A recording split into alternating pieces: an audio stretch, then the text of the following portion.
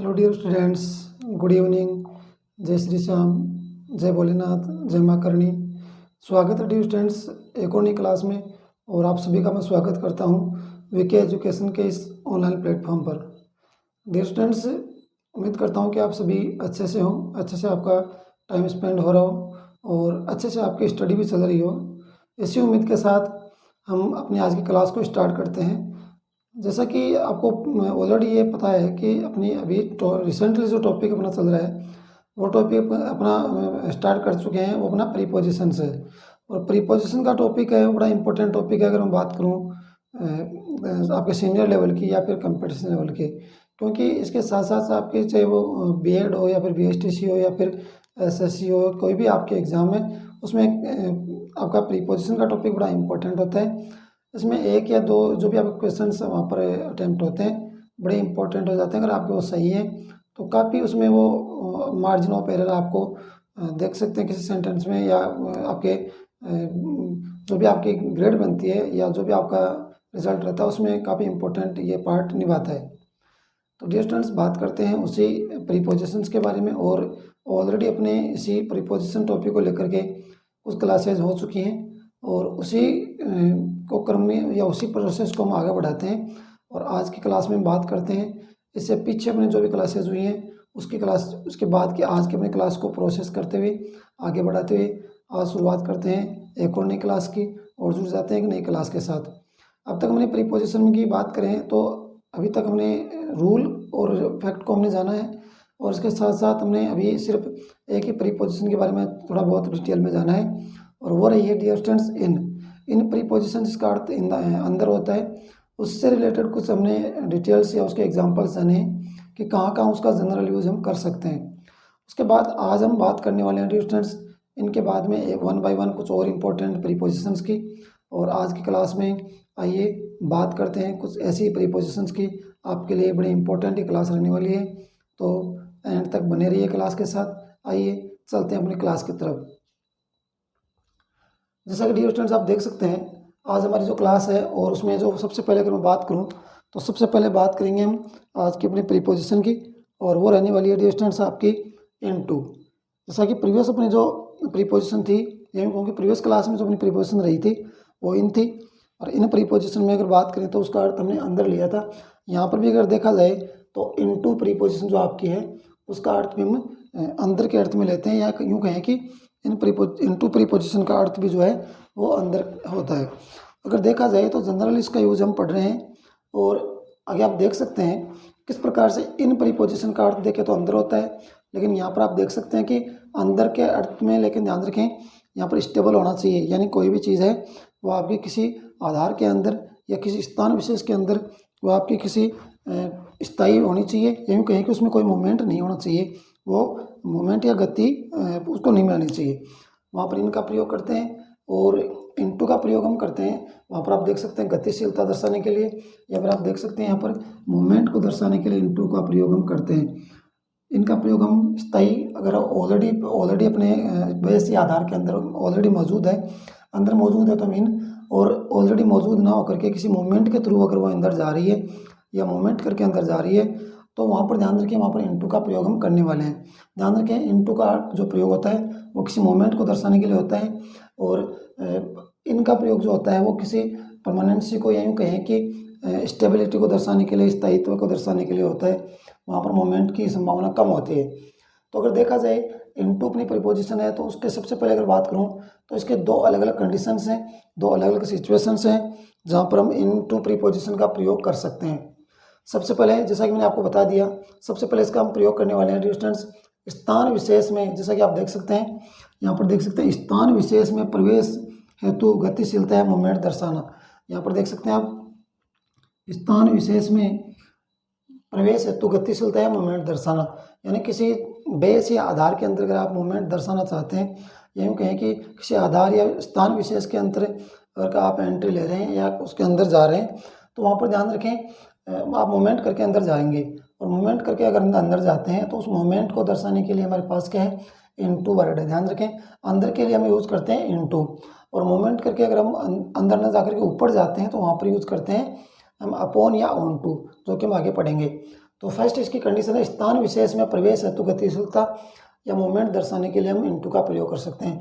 देखिए किस प्रकार से, एग्जाम्पल की बात करें, the bucket fell into the wall, the bucket fell into the well, यानी बाल्टी कहाँ गिर गई, कुएं के अंदर गिर गई।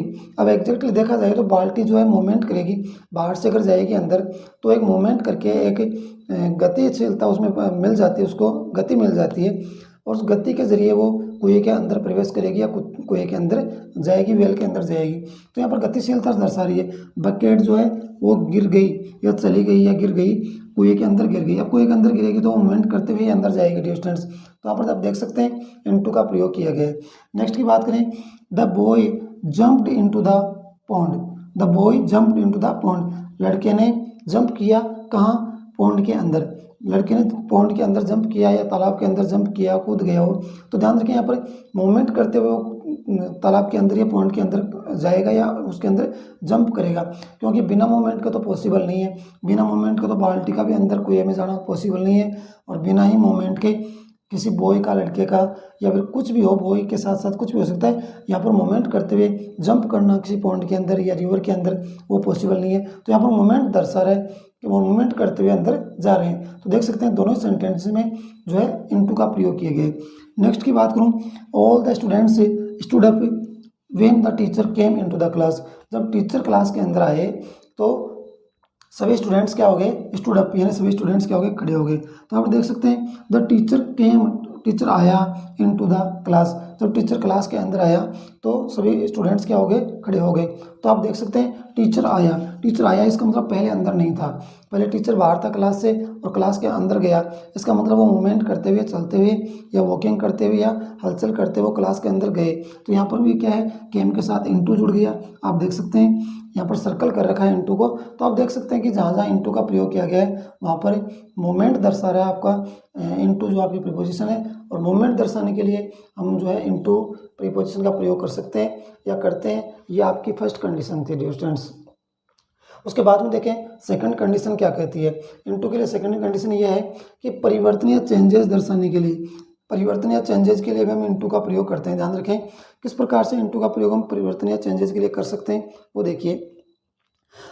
एग्जाम्पल की बात करें, ice changes into water when heated, यानी जब आइस को हम गर्म करते हैं, यूँ कहें कि उसको थोड़ी गर्मी दी जाती है, उष्मा दी जाती है, तो आइस चेंजेस इनटू वाटर, तो वाई आइस जो है वो किस में चेंज हो जाएगी, वो आपकी आइस जो है बर्फ पानी में चेंज हो जाती है। तो आप देख सकते हैं चेंज हो रहा है, यहाँ पर चेंजेस आ रहे हैं, और चेंजेस आपकी आइस यानी इसका जो है फॉर्म चेंज हो रहा है। आइस आपकी क्या होगी, ये आपकी सॉलिड हो गई, और चेंज किस में हो रही है, वाटर यानी लिक्विड में चेंज हो रही है। ये आपकी ठोस है और ये ठोस से किस में चेंज हो गई, लिक्विड में चेंज हो गई, यानी इसका फॉर्म जो है वो चेंज हो गया।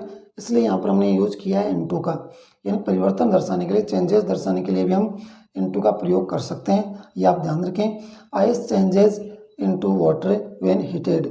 उसके बाद में आप देखें सेकंड सेंटेंस है, ये भी आपका परिवर्तन दर्शाने के लिए। यहाँ पर देख सकते हैं अमूमन बात करें जो आपकी लैंग्वेज होती है, एक लैंग्वेज से दूसरी लैंग्वेज में अगर हम ट्रांसलेशन करते हैं तो उसको भी हम इनटू के माध्यम से ही बोल सकते हैं, उसको हम दर्शाएंगे डियर स्टूडेंट्स।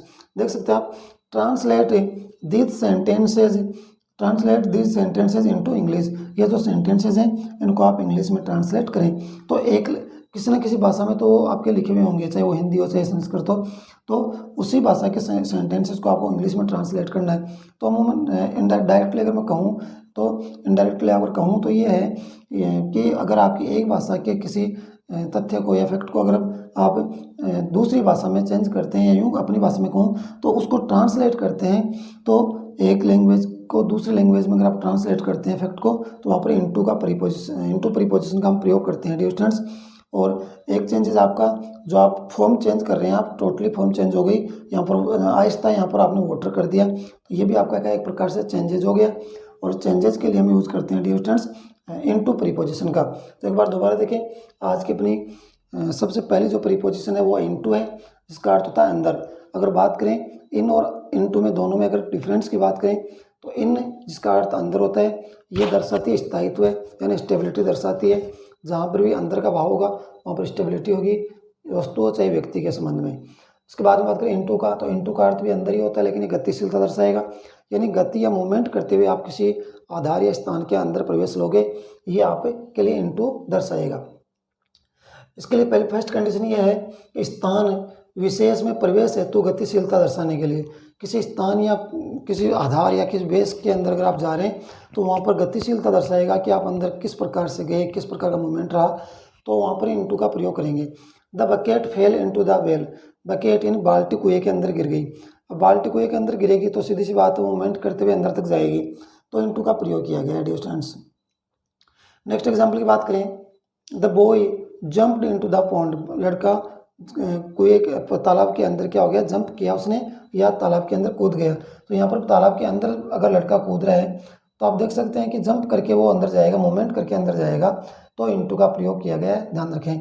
और नेक्स्ट एग्जाम्पल है, all the students stood up when the teacher came into the class, जब टीचर क्लास के अंदर आए सभी स्टूडेंट्स खड़े हो गए। तो आप देख सकते हैं टीचर क्लास के बाहर था तब बच्चे बैठे थे, लेकिन जैसे टीचर क्लास के अंदर आया यानी वो मूवमेंट करके क्लास के अंदर आया, सभी स्टूडेंट्स खड़े हो गए। तो आप देख सकते हैं टीचर्स केम के बाद में इनटू का प्रयोग किया गया है, क्योंकि टीचर्स या टीचर जो है क्लास के अंदर मूवमेंट करता हुआ अंदर आता ही है, उसका भाव यहाँ पर दिख रहा है। उसके बाद में बात करें कंडीशन नंबर 2, ये दर्शाती है परिवर्तन या चेंजेज को। देख सकते हैं एग्जाम्पल की बात करें, ice changes into water when heated, जब आइस को गर्म करते हैं या उसको उष्मा दी जाती है ये पानी में बदल जाती है, यूँ कहें कि आइस से पानी बन जाता है। Translate this sentences into English, in sentences को, इन वाक्यों को आप इंग्लिश में ट्रांसलेट करें या उनका अनुवाद करें। ध्यान रखें एक लैंग्वेज के सेंटेंस को दूसरे लैंग्वेज में अगर आप ट्रांसलेट कर रहे हैं तो इनटू का प्रयोग करते हैं, ध्यान रखें। और ये फॉर्म चेंज हो रही है, यानी लिक्विड से सॉलिड से लिक्विड बन रहा है या लिक्विड से ठोस बने, या फिर गैस से लिक्विड बने, गैस से ठोस बने, ध्यान रखें ये फॉर्म चेंज हो रही है आपके, तो आप ध्यान रखें वहाँ पर भी इनटू प्रीपोजिशन का प्रयोग हम डियर स्टूडेंट्स करते हैं। तो आई होप कि इनटू प्रीपोजिशन के लिए दो बड़े इंपॉर्टेंट आपके कंडीशंस हैं, ये आप समझ गए होंगे। इसके बाद में हम बात करने वाले हैं आगे, और आगे अपनी प्रीपोजिशन रहेगी डियर स्टूडेंट्स ऑन प्रीपोजिशन को लेकर के हम बात करने वाले हैं। चलिए बात करते हैं प्रीपोजिशन ऑन पर।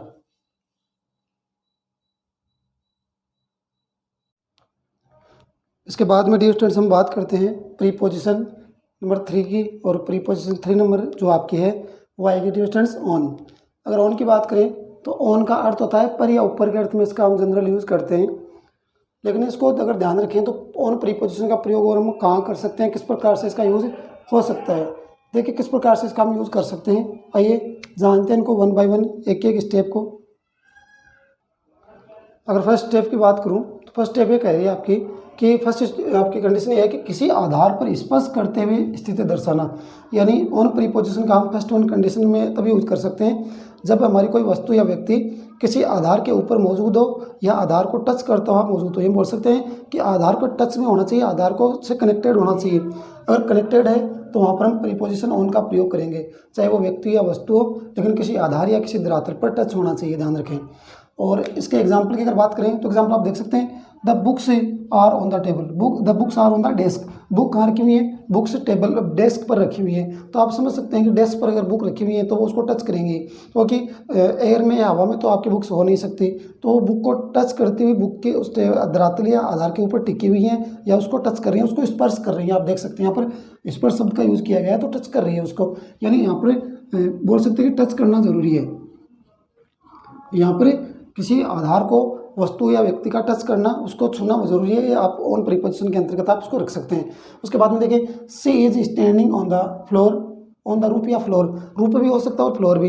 अगर हम उसको टच करते हुए, स्पर्श करते हुए अगर हम उस पर खड़े हैं या उस पर बैठे भी हैं, या फिर सिट से स्टैंडिंग है, इसके साथ में सिटिंग भी हो सकता है, तो बैठे होना या खड़े होना, फ्लोर हो सकता है, रूफ हो सकता है, तो सीधी सी बात है वहाँ पर भी हम किसका यूज़ करते हैं डियर स्टूडेंट्स, वहाँ पर भी हम ऑन प्रीपोजिशन का प्रयोग करते हैं, क्योंकि सिट या ऑन स्टैंडिंग दोनों ही सिचुएशन वो होती हैं जहाँ पर आप किसी भी धरातल पर या किसी भी आधार पर, किसी भी बेस पर उसको टच किए हुए वगैरह आप खड़े नहीं रह सकते। आप ध्यान, इस चीज़ को आप जानते हैं डियर स्टूडेंट्स। उसके बाद में अगर बात करें थर्ड आपकी जो कंडीशन, थर्ड आपका जो एग्जांपल है वो ये है कि there is a spot on her nose, उसकी नोज जो है, उसकी नोज है, उस नोज पर एक स्पॉट यानी एक धब्बा बना हुआ है, यानी स्पॉट उसके नाक के ऊपर एक धब्बा बना हुआ है। तो आप देख सकते हैं कि उसकी नाक के ऊपर धब्बा है, तो उसके नाक को टच कर रहा है, छू रहा है, तो एक स्पेशल एक वो स्थान हो गया, वो एक जगह हो गई जहाँ पर वो उसको टच कर रहा है, या यूँ बोल सकते हैं कि उसको वहाँ पर वो स्पॉटेड है, वो वहाँ पर स्थित है। तो आप देख सकते हैं first one, the books are on the desk, books desk के ऊपर है, टच कर रही हैं, स्पर्श कर रही हैं। और स्थिर अवस्था में भी है, ध्यान रखिए स्थिर अवस्था में आपको देख सकते हैं। और उसके बाद में she is standing on the roof और फ्लोर, वह रूफ या छत के ऊपर क्या कर रही है, खड़ी हुई है। तो वहाँ पर आप देख सकते हैं ये आपका स्थिरता को दर्शा रहा है। There is a spot on nose, और ये लास्ट जो आपका एग्जाम्पल है वो भी किसी न किसी स्थिरता को दर्शाने वाला एग्जाम्पल है।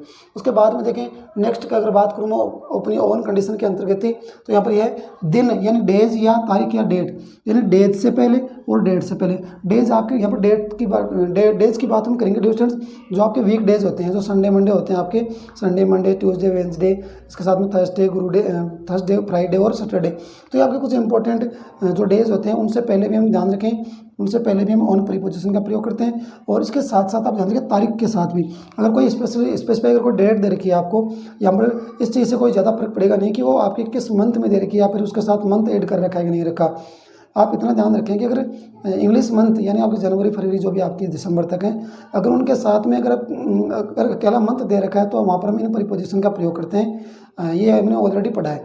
उसके बाद में अगर उस प्रीपोजिशन के साथ में ध्यान रखें, अगर उस डेट से पहले या उस इंग्लिश मंथ के साथ में अगर आपको डेट भी दे रखी है, यानी स्पेसिफाई यहाँ पर जैसे डेट आप सितंबर महीने को आप में सितंबर महीने में अगर आपको डेट दे रखी है, तो डेट कहने का मतलब कोई भी आपका इंग्लिश मंथ और वहाँ पर अगर डेट दे रखी है तो डेट से पहले हम ऑन प्रीपोजिशन का प्रयोग करेंगे।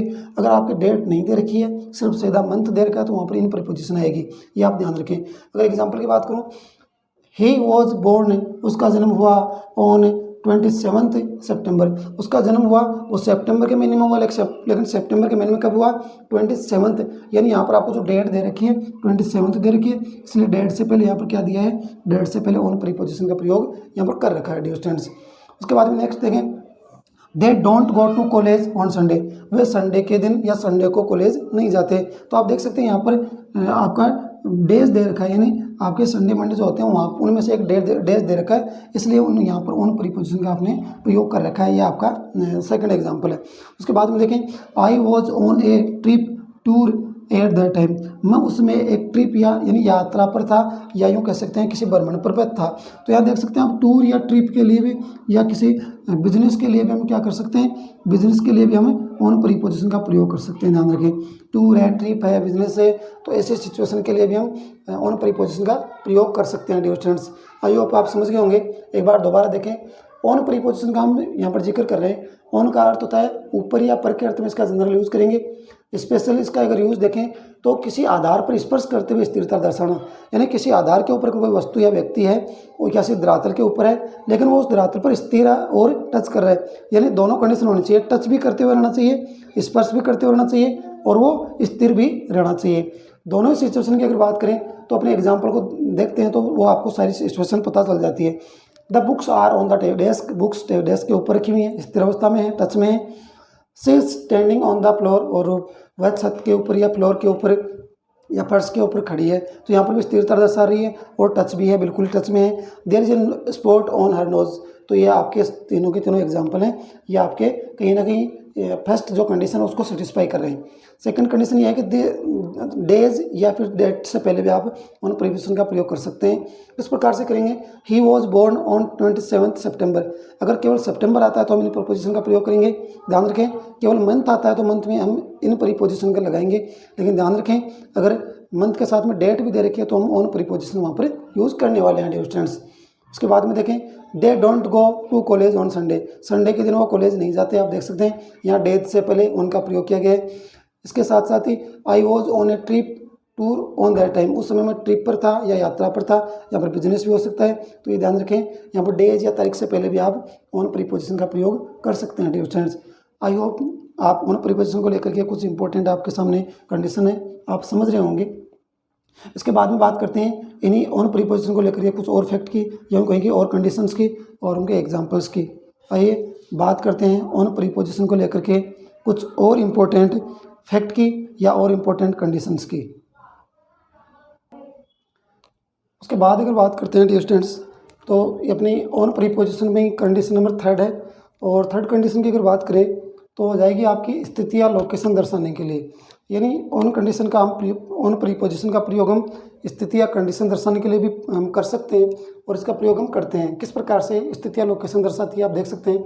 The Taj is on the bank of the Taj is on the bank of the Yamuna, यानी ये ताज आपका ताजमहल है। आप इस प्रकार से कर सकते हैं इसे।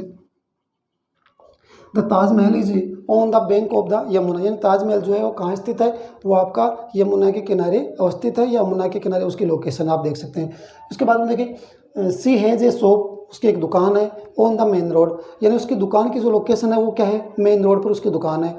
उसके बाद में देखिए my village is situated on the high heel, मेरा जो गांव है, मेरा जो विलेज है वो स्थित है कहाँ, ऑन द हाई हिल, एक ऊंची पहाड़ी पर मेरा गांव अवस्थित है, स्थित है। ये तीनों ही जो आपके एग्जाम्पल हैं वो दर्शाते हैं किसी व्यक्ति या वस्तु की स्थिति या लोकेशन को। उसके बाद में फोर्थ में देखें के अवसर या मौके, के मौके या अवसर पर के अर्थ में, यानी के अवसर या मौके पर, यानी मौके पर या अवसर पर, इसके अर्थ में भी हम ऑन प्रीपोजिशन का प्रयोग हम कर सकते हैं डियर स्टूडेंट्स। एग्जाम्पल देखें, he didn't invite me on his birthday, उसने अपने बर्थडे पर मुझे इनवाइट नहीं किया। तो यहाँ पर मौका या अवसर की बात हो रही है। आप देख सकते हैं ही डिड नॉट इनवाइट, उसने मुझे इनवाइट नहीं किया, मी ऑन हिज बर्थडे, अपने बर्थडे पर उसने मुझे इनवाइट नहीं किया। तो इनवाइट कब नहीं किया, वो मौका कौन सा था, वो था बर्थडे का, यानी उसके बर्थडे का मौका था, अवसर था, उसने मुझे इनवाइट नहीं किया। नेक्स्ट देखें, आई विश डर, मैंने उसको विश किया on the occasion of Deepawali, यानी मैंने उसको विश कब किया, मैंने उसको दिवाली के मौके पर, यानी दिवाली के अवसर पर या मौके पर मैंने उसको विश किया। तो यहाँ पर दिवाली क्या हो गया, अवसर या मौका। ऊपर क्या था, बर्थडे क्या था, बर्थडे आपका मौका या अवसर। उसके बाद में देखें आई सॉ हर, मैंने उसे देखा first time on her marriage, ये मैरिज आपका क्या हो गया, अवसर, यानी मैंने उसको फर्स्ट टाइम कब देखा, मैंने फर्स्ट टाइम उसको देखा किसी अवसर मौके या अवसर पर, और वो कौन सा था, मैरिज, यानी उसकी खुद की शादी पर मैंने उसको पहली बार देखा। एक बार दोबारा देखिए स्टूडेंट्स, ऑन प्रीपोजिशन की बात करें तो ये आपकी थर्ड नंबर की कंडीशन है जो दर्शाती है स्थिति या लोकेशन। स्थिति या लोकेशन दर्शाने के लिए हम ध्यान रखें ऑन प्रीपोजिशन का हम प्रयोग करते हैं। ध्यान रखें the Taj Mahal is on the bank of Yamuna, Taj Mahal जो है वो यमुना नदी के किनारे स्थित है, ये उसकी लोकेशन है। She has a shop on the main road, उसकी दुकान मेन रोड पर अवस्थित है, ये मेन रोड पर उसकी लोकेशन है दुकान की। My village is situated on the high heel, मेरा गांव ऊंची पहाड़ी पर स्थित है, मौजूद है, ये गांव की लोकेशन हो गई। उसके बाद में नेक्स्ट आपका जो कंडीशन है फोर्थ वो है कि मौके या अवसर पर के अर्थ में, यानी मौके या अवसर के अर्थ में हम इसको प्रयोग कर सकते हैं। He didn't invite me on his birthday, उसने मुझे अपने बर्थडे पर इन्वाइट नहीं किया। तो यहाँ पर अवसर क्या है, बर्थडे। आई विश डर on the occasion of Diwali, मैंने दिवाली के अवसर पर उसको विश किया, यहाँ पर अवसर क्या है, दिवाली। आई wished her first time on her marriage, मैंने उसकी मैरिज पर के दिन उसको फर्स्ट टाइम देखा, तो यहाँ पर अवसर क्या है, marriage. I hope dear students ये थर्ड और फोर्थ नंबर की कंडीशन आप समझ गए होंगे जो लोकेशन और मौका दर्शा रही है। इससे पीछे की जो आपकी कंडीशन रही वो आपने देखी, जहाँ पर सबसे पहले कंडीशन अपनी ये थी कि किसी धरातल या आधार पर स्थिर अवस्था में या स्पर्श करते हुए उसको टच करते हुए रहना, और सेकंड थी तारीख या दिनांक से पहले या डेट से पहले हम ऑन प्रीपोजिशन का प्रयोग डियर स्टूडेंट्स करते हैं। तो आई होप आप ऑन प्रीपोजिशन के चारों कंडीशन आप समझ गए होंगे। इसके बाद में हम आगे चलते हैं और आगे एक और नई कंडीशन को लेते हैं, और नई अपनी प्रीपोजिशन होगी वो हो जाएगी आपकी हो जाएगी ऑन टू या फिर अपॉन। अपनी नेक्स्ट जो प्रीपोजिशन होगी वो हो जाएगी ऑन टू या फिर अपॉन। चलिए बात करते हैं प्रीपोजिशन ऑन टू या अपॉन की।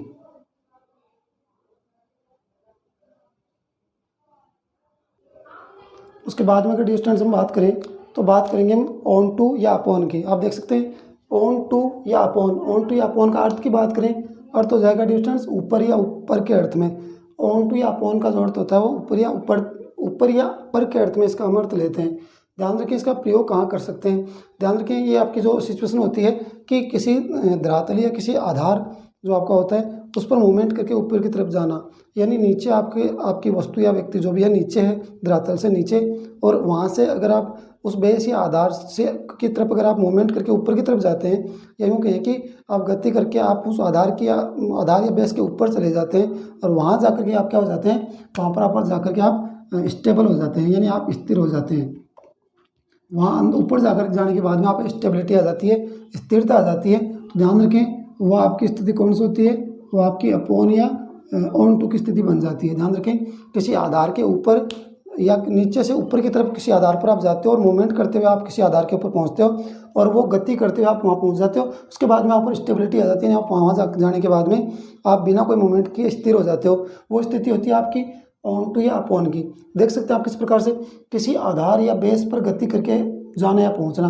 किसी आधार के ऊपर अगर आप गति करते हुए मूवमेंट करते हुए पहुंच जाते हो और वहाँ जाकर के स्थिर हो जाते हो, वो स्थिति ऑन टू या अपॉन की होती है। देख सकते हैं आप एग्जाम्पल में, समझने की कोशिश करें इसको। एक cat climbed on to the table. एक कैट कहाँ गई, क्लाइंब किया उसने और कहाँ पहुँच गई, टेबल के ऊपर। देखिए आपकी कैट नीचे और वो टेबल के ऊपर क्लाइंब करके टेबल के ऊपर पहुँच गई और वहाँ जाकर के स्थिर हो गई। ये ऑन टू का आपका सिचुएशन हो गई, आपकी कंडीशन बन गई। उसके बाद में देखिए a monkey climbed on to the roof. एक बंदर क्लाइंब करता है और कहाँ पहुँच जाता है, छत के ऊपर पहुँच जाता है। तो यहाँ पर आप देख सकते हैं बंदर क्लाइंबिंग करते हुए, यूँ कहें कि मूवमेंट करते हुए वो अगर वहाँ पहुँचा है तो वहाँ पर ऑन टू प्रीपोजिशन अपनी रहेगी। या फिर यूँ कह सकते हैं कि अपन प्रीपोजिशन का प्रयोग हम डिस्टेंस करने वाले हैं। उसके बाद में देखें the boy jumped upon the bench. Boy jumped upon the bench. लड़का जंप करता है और कहाँ पहुँच जाता है, बेंच के ऊपर। यानी तीनों ही जो आपके एग्जाम्पल है वो आपको दर्शा रहे हैं किसी आधार के ऊपर मूवमेंट करते हुए पहुँच जाना और वहाँ पर जाकर के स्टेबल हो जाना, स्थिर हो जाना, काम हो जाना। ये आप देख सकते हैं। ये सिचुएशन अगर बनती है कि नीचे से ऊपर की तरफ, ध्यान रखें, नीचे से ऊपर की तरफ मूवमेंट करते हुए जाना और आधार के ऊपर जाकर के स्थिर हो जाना, टच होकर के स्थिर हो जाना, वो स्थिति बनती है ऑन टू या अपॉन की। लेकिन ध्यान रखें अगर ऊपर से नीचे की तरफ अगर आप आ रहे हो, देखिए सिचुएशन आपकी ये बनती है, अगर आप नीचे से ऊपर की तरफ जा रहे हो यानी आप नीचे से ऊपर की तरफ मूवमेंट करते हुए जा रहे हो और जाकर के स्टेबल हो रहे हो धरातल के ऊपर या आधार के ऊपर, वो स्थिति बनती है ऑन टू या अपॉन की। लेकिन ध्यान रखें अगर इसका उल्टा हो, यानी आप मूवमेंट करते हुए ऊपर से नीचे की तरफ आ रहे हैं, आपने मूवमेंट किया और आप आधार को अलग, आधार से अलग होते हुए उसको छोड़ते हुए आप ऊपर से नीचे की तरफ मूवमेंट करते हुए आ रहे हैं, तो ध्यान रखें वहाँ पर आपकी प्रीपोजिशन जो काम करेगी वो करने वाली है डियर स्टूडेंट्स आपकी ऑफ या फिर फ्रॉम। वहाँ पर प्रीपोजिशन ऑफ या फ्रॉम आपकी प्रीपोजिशन डियर स्टूडेंट्स काम करेगी, ये आप ध्यान रखें। इसके बाद में एक बार दोबारा देख सकते हैं आप इसे कि ऑन टू जो आपकी प्रीपोजिशन है या अपॉन जो प्रीपोजिशन है जिसका ऊपर के अर्थ में हम प्रयोग करते हैं, किसी आधार पर गति करके पहुंच जाना या और आधार पर गति करके पहुंच जाना और वहाँ पर स्टेबल होना, स्टेबल हो जाना या फिर स्थिर हो जाना, वो आपका दर्शाता है ऑन टू या अपॉन को। A cat climb on to the table. एक बिल्ली टेबल पर चढ़ गई। A monkey climb on the roof, on to the roof. एक मंकी जो है, एक बंदर जो है वो छत पर चला गया, चढ़ गया। The boy jumped upon the bench. और बच्चा या लड़का जो है वो जंप करके बोल सकते हैं कि बेंच के ऊपर चला गया। तो तीनों ही जो कंडीशन है वो दर्शा रही है कि नीचे से आप ऊपर की तरफ मूवमेंट करते हुए जा रहे हो डियर स्टूडेंट्स, नीचे से ऊपर की तरफ मूवमेंट करके आप पहुंच रहे हो। तो आप आई होप डियर स्टूडेंट्स आप समझ गए होंगे कि किस प्रकार से आपकी ऑन या अपॉन जो आपकी प्रीपोजिशन, ऑन टू या अपॉन जो प्रीपोजिशन है उसमें, और ऑफ या फ्रॉम जो आपकी प्रीपोजिशन है उसको हम आगे पढ़ने वाले हैं, उनमें क्या फ़र्क होता है। अपॉन या ऑन टू में हम नीचे से ऊपर की तरफ हम जाएंगे मूवमेंट करते हुए, जबकि ऑफ या फ्रॉम में हम ऊपर से नीचे की तरफ आएंगे मूवमेंट करते हुए। ये आप ध्यान रखें, दोनों में ये थोड़ा सा माइनर डिफरेंस है, उसको हम आगे पढ़ने वाले हैं डियर स्टूडेंट्स। उसके बाद में हम बात करेंगे आगे, लेकिन इससे पहले कि नेक्स्ट अपनी जो आगे प्रीपोजिशन है उससे पहले हम बात कर लेते हैं। और ये आपका आई होप कि आपको ये समझ में आ गया होगा ये कि इससे पहले हमने इन या इन टू, उसके बाद में ऑन प्रीपोजिशन, उसके बाद में ऑन टू अपनी प्रीपोजिशन चल रही है, आपकी 4th नंबर की प्रीपोजिशन है, आपके समझ में आ गया अगर डिस्टेंस। आइए उसके बाद में हम बात करते हैं नेक्स्ट प्रीपोजिशन की और उसके संबंध में चर्चा करते हैं। उसके बाद में डिस्टेंस हम बात करते हैं और अभी हम बात करने वाले हैं एंड ऑफ द क्लास अपनी वोकैब की, और वोकैब के 2 इंपॉर्टेंट वर्ड्स को हम जान लेते हैं, बात करते हैं। आइए अपनी वोकैब के 2 इंपॉर्टेंट वर्ड को, और इम्पोर्टेंट आपके 2 आज के वर्ड रहेंगे उनकी चर्चा करते हैं डियर स्टूडेंट्स। अगर फर्स्ट वर्ड की अगर मैं बात करूं तो वो रहने वाला है डियर स्टूडेंट्स आपके लिए फर्म, जिसका अर्थ होता है फर्म का अर्थ अगर बात करें तो दृढ़ निश्चय होता है या फिर कठोर भी होता है, सख्त भी होता है। और एक अपना वर्ड हो जाएगा फॉरगेटफुल। फॉरगेटफुल भी हम यहाँ पर यूज़ करने वाले हैं। इसका अर्थ है फॉरगेट, क्योंकि फॉरगेट का अर्थ होता है भूल जाना, और फॉरगेटफुल हो जाएगा भुलक्कड़। आइए दोनों ही इंपॉर्टेंट वर्ड को यहाँ पर हम पढ़ते हैं और उनके एंटोनिम और सिनोनिम की बात करते हैं। आइए बात करते हैं। आइए डियर स्टूडेंट्स अब बात करते हैं अपनी वोकैब की, और आज के अपने 2 इंपॉर्टेंट अगर वोकैब की बात करूँ तो फर्स्ट अपना वर्ड हो जाएगा फर्म और सेकंड वर्ड हो जाएगा आपका फॉरगेटफुल। फर्स्ट वर्ड आपका हो जाएगा फर्म। फर्म का अर्थ की बात करूँ तो यहाँ पर अर्थ की बात करें, फर्म का अर्थ हो जाएगा अडिग, सख्त या दृढ़ निश्चय। फर्म का अर्थ हो जाएगा अडिग, सख्त या दृढ़ निश्चय। सिनोनिम की अगर बात की जाए तो सिनोनिम की बात करें तो यहाँ पर हो जाएगा एडमेंट, एडमेंट के बाद में डिटरमाइंड, डिटरमाइंड के बाद हमको वर्ड दिया है ऑब्डूरेट, ऑब्डूरेट के बाद में दिया है इनफ्लेक्सिबल, रिजोल्यूट, उसके बाद में स्टीड फास्ट और लास्ट में दिया है परसिस्टेंट। एक बात दोबारा देखिए, फर्म जो अपना वर्ड है जिसका अर्थ होता है एडिग या दृढ़ निश्चय, उसी के सिनोनिम दिए हैं adamant, determined, obdurate, inflexible, resolute, steadfast और परसिस्टेंट। उसके बाद में अगर एंटोनिम की बात की जाए तो एंटोनिम यहाँ पर दिया आपको फिकल, उसके बाद में फिकल के बाद में दिया है अनस्टेबल, और अनस्टेबल के बाद में लास्ट वन दिया है वेवरिंग। ये अपने इंपॉर्टेंट एंटोनिम है। उसके बाद में सेकंड वन आपका जो वर्ड है वो है फॉरगेटफुल, और फॉरगेटफुल का जो आपका मीनिंग है वो हो गया भुलक्कड़ या भूल जाता है। तो यहाँ पर देख सकते हैं सिनोनिम में अब्सेंट माइंडेड, अब्सेंट माइंडेड के बाद में आपको नेक्स्ट वर्ड दिया है इनअटेंसिव, अटेंसिव का हो गया इनअटेंसिव, आप देख सकते हैं। उसके बाद में नेग्लेक्टफुल, ओब्लिवियस, और उसके बाद में दिया है हीडलेस और केयरलेस। केयरलेस का आपका यहाँ पर देख सकते हो, केयरलेस का केयरफुल हो गया, इनअटेंसिव का अटेंसिव हो गया, और रिटेंसिव आपका आगे नेक्स्ट आपका एंटोनिम हो गया। देख सकते हैं आप, अगर फॉरगेटफुल के सिनोनिम की बात करें अब्सेंट माइंडेड, इनअटेंसिव, नेग्लेक्टफुल, ओब्लिवियस, हीडलेस और केयरलेस। उसके बाद में देखा जाए तो एंटोनिम हो जाएगा केयरफुल, अटेंसिव और उसके बाद में रिटेंटिव। ये आपके कुछ इंपॉर्टेंट एंटोनिम और सिनोनिम है। तो डियर स्टूडेंट्स आज